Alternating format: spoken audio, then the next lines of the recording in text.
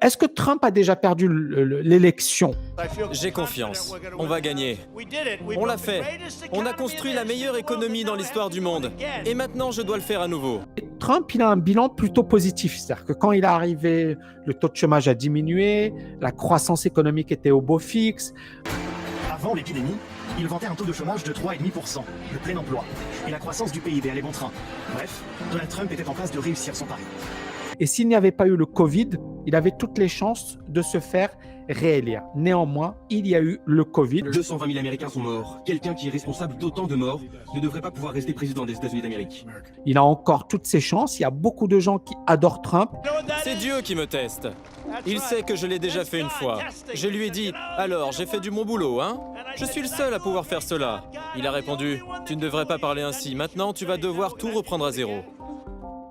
Mais si jamais il ne se fait pas réélire, qu'est-ce qui va se passer? Il a le FBI aux fesses. Il a plein de procès pour harcèlement, diffamation, MLM. Il y a une boîte de MLM qui a fait faillite. Il y a plein de gens qui ont perdu de l'argent. Ils sont en train de poursuivre Trump. Donc en fait, Trump, il va se retrouver avec plein de procès. Et en fait, c'est ça, il est obligé de gagner. Et alors justement, le gros avantage, la force de Trump, c'est ça, c'est qu'il a utilisé des termes qui parlent au grand public. Le grand public aime ça, aime le deep state, la manipulation, etc. Oui, mais bon, ok, très bien. Il y a probablement, mais ça, c'est partout dans le monde, quoi, des gens qui tirent les ficelles, etc. Mais Trump, il utilise lui-même, il fait partie de l'establishment. Lui-même, c'est un magnat. Lui-même, c'est un milliardaire. Donc, il y a beaucoup de gens, ils disent, ouais, mais bon, il est contre... Non, il est contre rien du tout. Il est pour se faire réélire. Et si vous vous rappelez encore une fois de la stratégie de... Alors, il y en a plusieurs, mais Buchanan et Tulloch, la théorie des choix publics. Un homme politique, son job, c'est de se faire réélire. Et donc, juste avant, il va faire plein d'annonces, etc., justement pour se faire réélire. Et donc là, ce que je vais faire, c'est que, encore une fois, je vais vous exposer des faits. Et bon, voilà, il y en a parmi vous, ils sont obsédés, ou ils sont, etc. Je m'en fiche. Moi, le plus important, c'est de vous parler de manière transparente. Voilà ce que je pense. Voilà mon point de vue. Voilà les faits. Et après, vous faites ce que vous voulez. C'est vous qui décidez. Donc, Donald Trump, bientôt game over, point d'interrogation. Donc, on l'a vu, Trump, il a été effectivement testé positif au Covid. On est à quelques jours des élections américaines et cette élection, elle a un rôle extrêmement important. C'est-à-dire que si Trump ne se fait pas réélire, c'est chaud. Et Biden, c'est pas le mec, je l'adore pas, hein, je suis pas fan. Je préfère Trump à Biden, pour être honnête avec vous. Maintenant, Trump, il a comment dirais-je, un bilan assez négatif par rapport au Covid. Il a également beaucoup d'ennemis. Et donc, on a eu cette nouvelle du coronavirus. Et alors, Trump, lorsqu'il y a eu cette annonce du coronavirus, il a dit c'est une bénédiction. Génial, c'est une bénédiction le coronavirus. Et donc, quand il a été soigné et guéri, il a dit je vais utiliser cette maladie comme argument de campagne. Et l'une des premières choses qu'il a dit ou déclaré après sa sortie de la maladie, il a dit je vais très bien et je veux que tous les Américains soient soignés et reçoivent ce traitement. We have medicines right now, and I call them a cure. I went into the hospital a week ago. I was very sick, and I took this medicine, and it was incredible. It was incredible. I could have walked out the following day. But I want you to get the same care that I got. I got incredible care at Walter Reed, incredible doctors.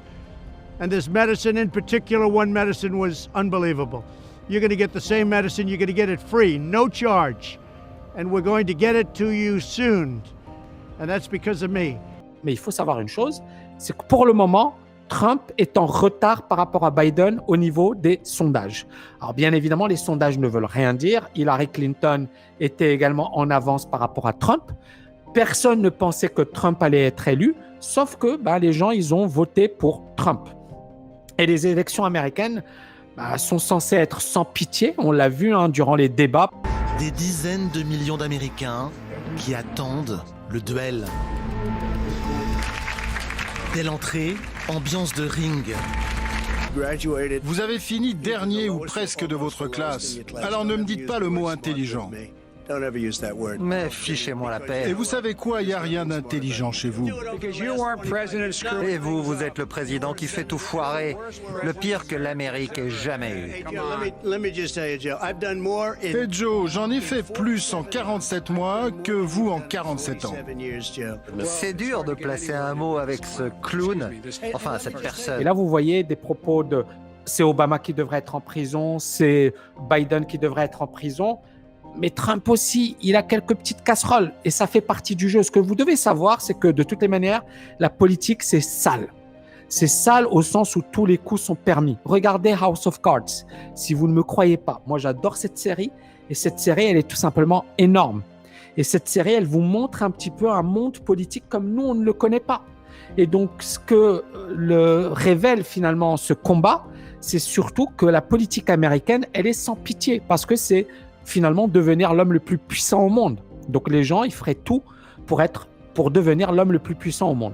Donc Trump, il a compris, pour devenir président et pour se faire réélire, il va devoir taper. Donc il a beaucoup tapé sur la Chine, notamment China Virus, etc.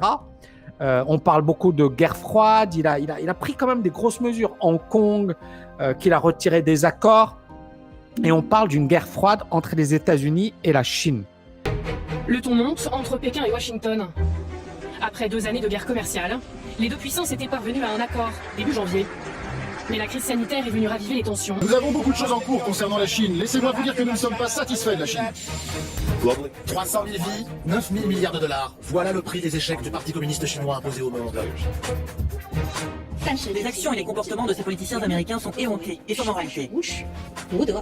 Et c'est un jeu dangereux, mais Trump, pour se faire réélire, il a besoin de taper fort et de marteler que c'est vraiment l'homme de la situation. Maintenant, est-ce que la Chine et les États-Unis ont besoin de se faire la guerre? Non, ils n'ont pas besoin de se faire la guerre parce qu'encore une fois, c'est comme, je ne sais pas moi, c'est-à-dire moi je raisonne en tant que businessman ou même en tant que personne normale.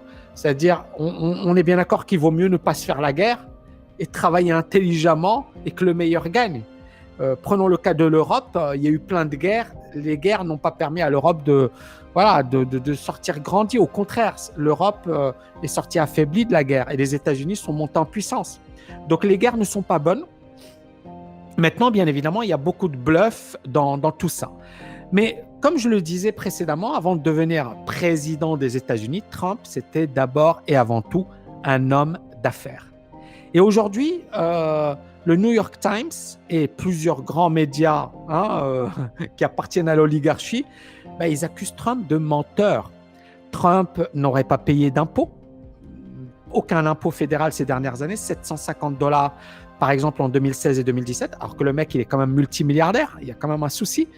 Les entreprises de Trump aujourd'hui font face à des échéances de remboursement, c'est-à-dire qu'elles empruntent de l'argent, mais aujourd'hui, elles doivent rembourser des crédits.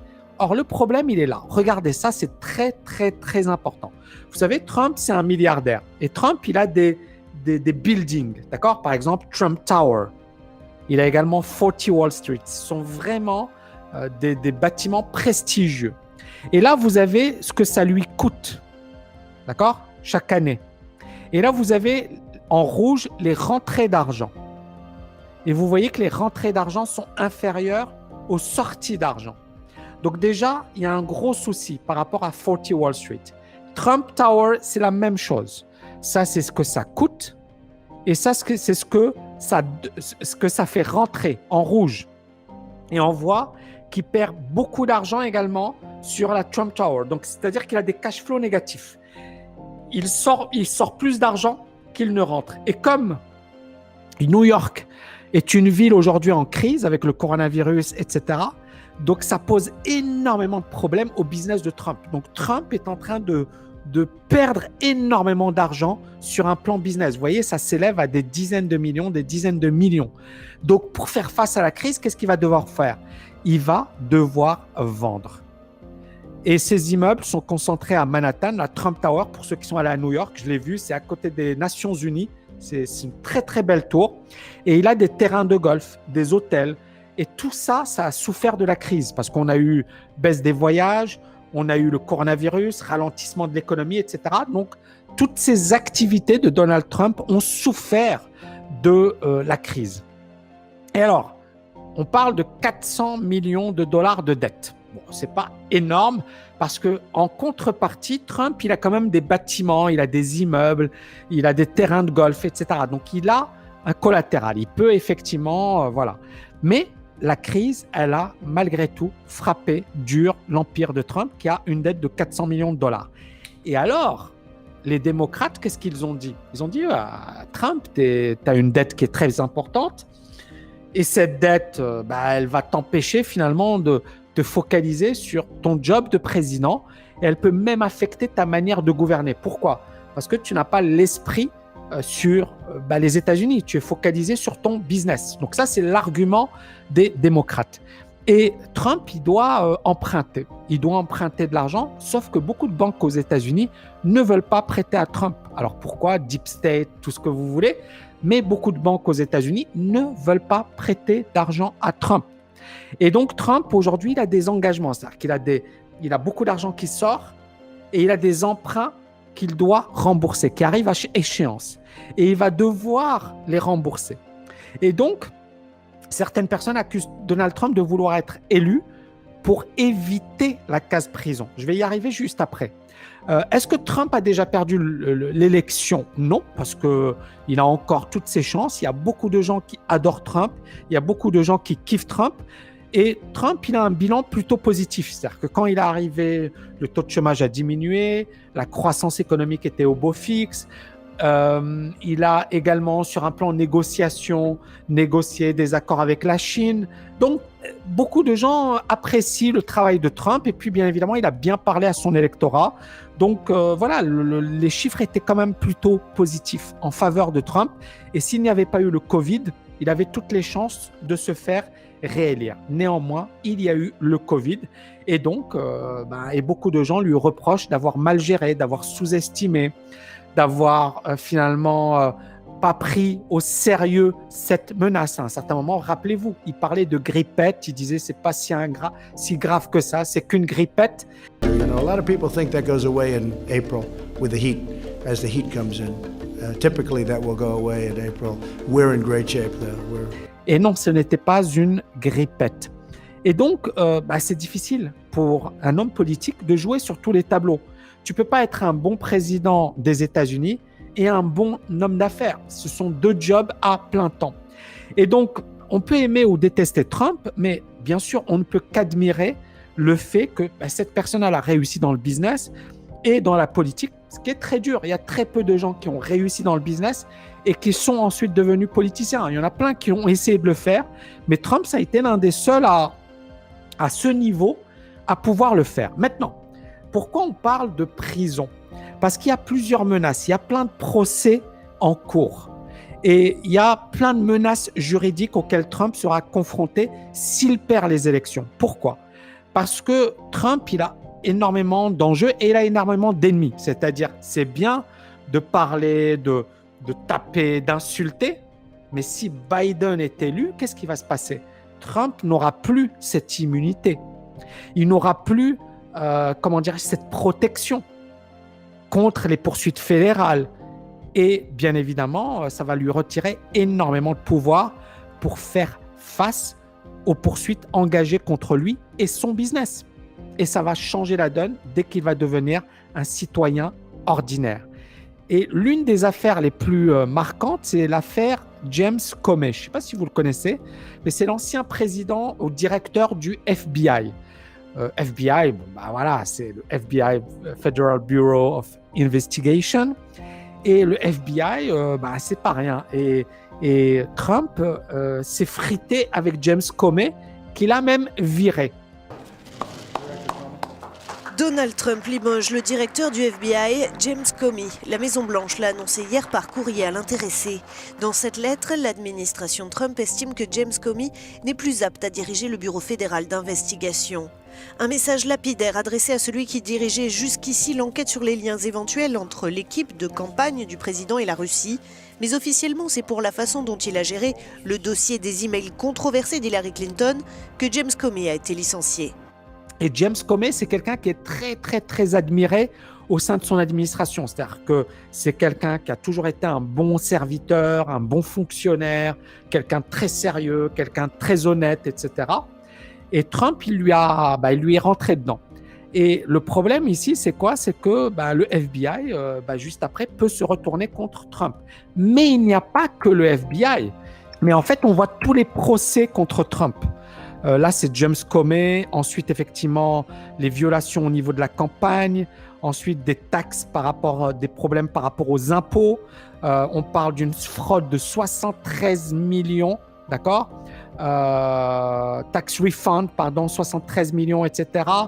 On parle également d'impôts locaux par rapport à New York. On parle également de harcèlement, real estate fraud, une fraude au niveau de l'immobilier. En fait, il y a plein de fraudes. Il y a fraude au niveau du MLM. Vous voyez ici, Trump et 3 de ses enfants sont poursuivis en 2018 parce qu'ils avaient appuyé en Celebrity 1 ICN Opportunity LLC. C'est un MLM, une compagnie MLM qui aujourd'hui est en faillite. Et il y a beaucoup de gens qui ont perdu de l'argent. Et il a dit, les gens qui se plaignent ont dit que les Trump les ont convaincus d'investir des centaines de milliers de dollars dans ACN Desktop Video Phone Service qui par la suite a complètement disparu, etc., etc. Et donc en fait Trump, regardez, ça c'est une page avec tous les procès qui pèsent sur Trump. Alors je dis pas c'est bien, c'est pas bien. Vous voyez ce que je veux dire? Moi je suis neutre. Je dis juste voilà, les faits c'est ça. C'est tout ça, c'est les procès que Trump il a aux fesses. Et on est bien d'accord que si le mec il sort de prison, il n'est pas réélu, ça risque effectivement. Premièrement, on a le côté business, on a le côté également tous les procès. Il y a même des procès de harcèlement, des procès de diffamation. Il y a des nanas, une nana qui a dit voilà, il m'a embrassé, il m'a violé, etc. En fait, il a plein de procès.